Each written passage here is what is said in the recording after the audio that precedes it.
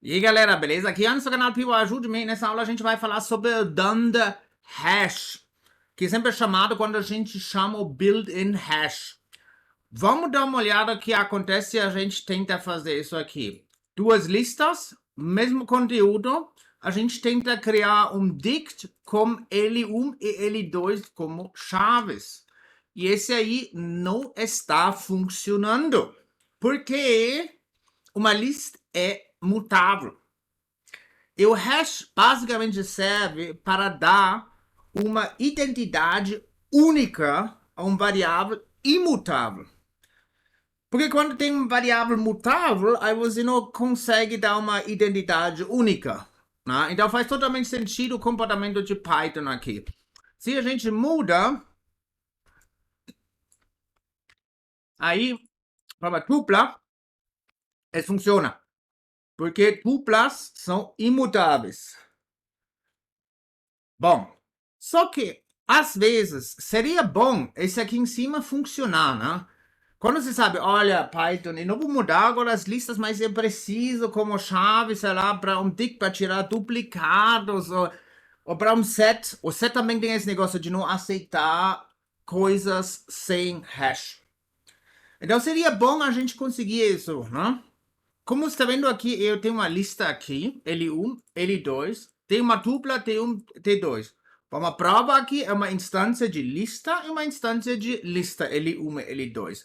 Mas olha o que acontece. Agora, está funcionando isso.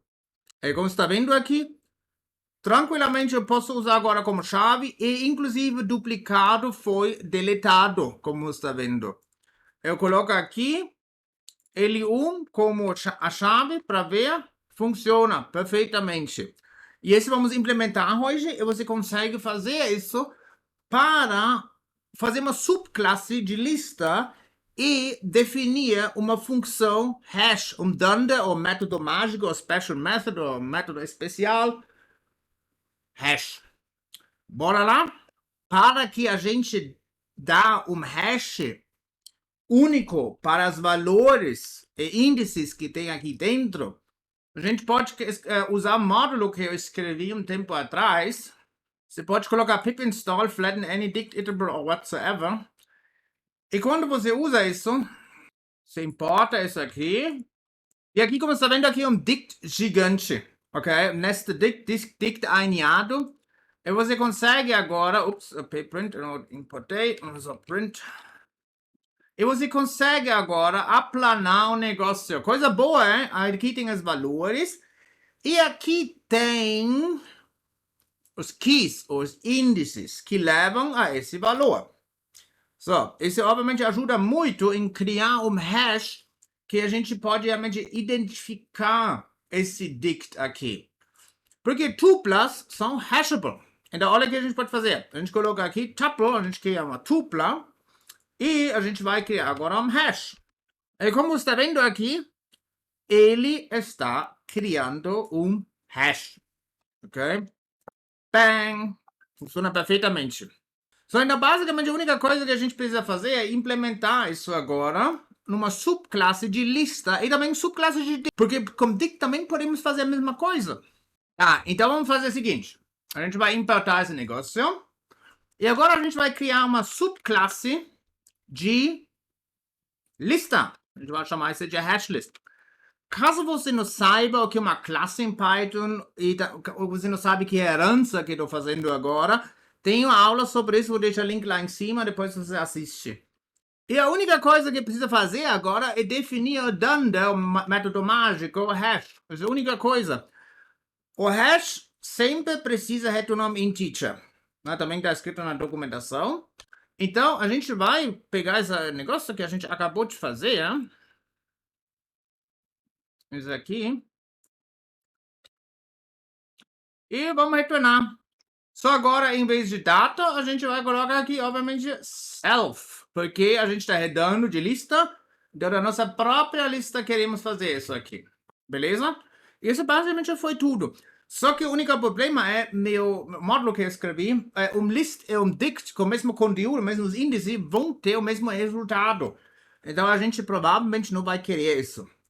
Então a gente adiciona aqui para uma lista um valor aleatório, por exemplo.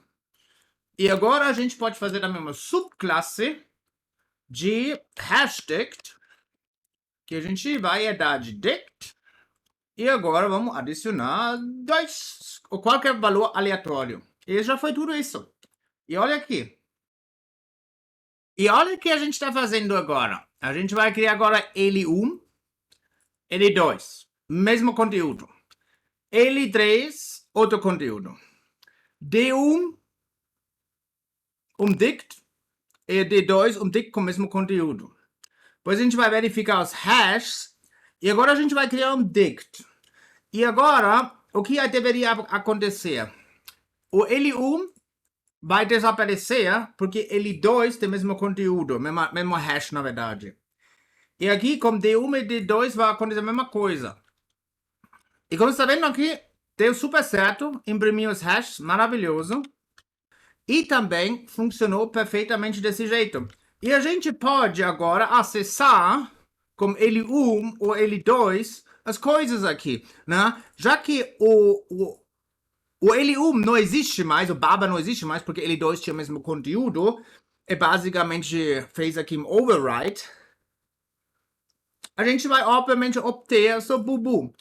E a gente também poderia testar isso com esse negócio aí, tranquilamente. Agora eu vou te mostrar porque o Python não colocar isso como um built-in e porque você deveria tomar muito cuidado com esse negócio aqui. Então a gente vai agora mudar a primeira lista, L1. A gente vai fazer um append alguma coisa. Certo? Eu tentei agora acessar o L2, que agora de repente não tem mais. Mas aqui em cima deu certo. Porque eu aqui fiz para L1 e fiz aqui um append. E agora você está vendo aqui, o bagulho está ficando completamente banana. Ele não consegue mais acessar as coisas. Entendeu? Tá bugado agora. Tá simplesmente bugado, né? E tem a ver como os dicts funcionam internamente. Entendeu? Então, assim, a gente ainda pode ver, né, os keys. Então, como você está vendo aqui, o key ainda existe. Tá aqui. Então, foi modificado. Só agora eu não consigo mais acessar. Entendeu? Então, esse aqui é o perigo. Por isso o Python tem essa proteção, porque isso vai bugar esse negócio. Então, você só pode usar essas coisas quando você sabe, ok, eu não vou mudar as listas. Aí você pode usar, ok? Senão, vai dar problema. Como você está vendo, bugado agora. Deixa eu ver se tem como criar um novo dict desse aí. Deixa eu ver aqui. Dict comprehension for KV in. Bom, eu consigo criar um novo dict. Então, esse funciona, né? E agora, deixa eu ver aqui, vamos chamar esse de D3. Né, vamos lá, D10, sei lá. E vamos agora acessar com D. Agora funciona. Então, você tem que criar um novo dict.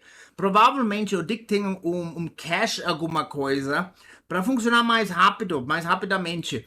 E por isso, agora ele está bugando lá em cima. Eu consigo criar agora um novo dict. Esse funciona tranquilamente, pelo jeito. Né? Mas, quando você usa isso, toma cuidado. Você realmente precisa ter certeza, vamos dizer, que as listas ou os dicts que você usa como chave não sejam modificados, beleza? Bom, muito obrigado por ter assistido e a gente vai ser na próxima aula, né? Tchau, tchau.